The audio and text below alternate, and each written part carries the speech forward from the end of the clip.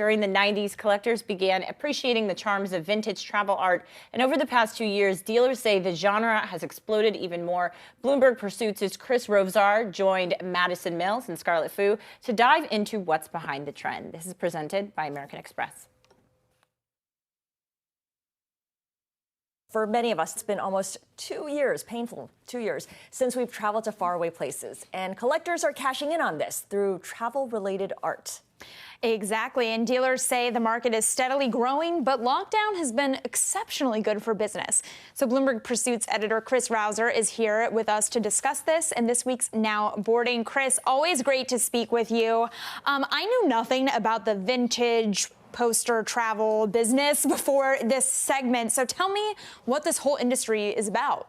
So vintage travel posters, or actually just travel posters, became a thing around the turn of the century when travel companies like trains, hotels, cruise liners started trying to market to middle-class travelers and encouraging people to travel for leisure. So not just you have to get from point A to point B, or you have to go to a retreat or see family, but maybe you just want to get on a train for fun. And they started making these beautiful posters, many in the Art Deco style with these incredible artists, many French, to sort of entice you into trying new things. And it really worked.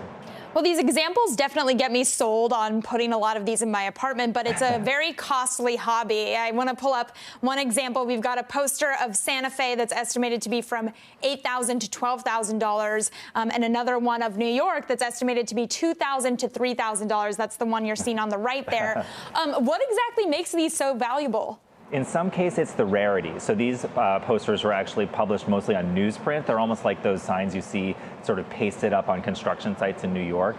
They were very low quality in terms of materials, and so very few of them actually exist. So if you have one of those that's in good condition, that's a destination that people might really want to buy for themselves, like New York, for example, those ones are going to be more expensive. And although I will say they are expensive, they're in the thousands of dollars, that's pretty cheap for fine art. So it's actually something that a lot of more people can afford. Okay, so it's more accessible to people. Yeah. Something you said that really I thought was funny was getting on the train for fun. It's something that we don't do during the pandemic era.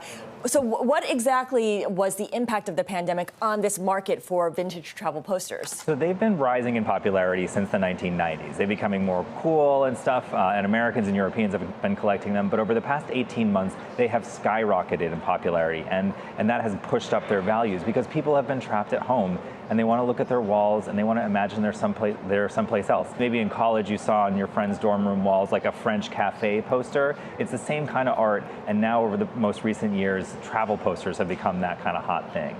Chris Rovzar, thank you so much for joining us in this week's Now Boarding.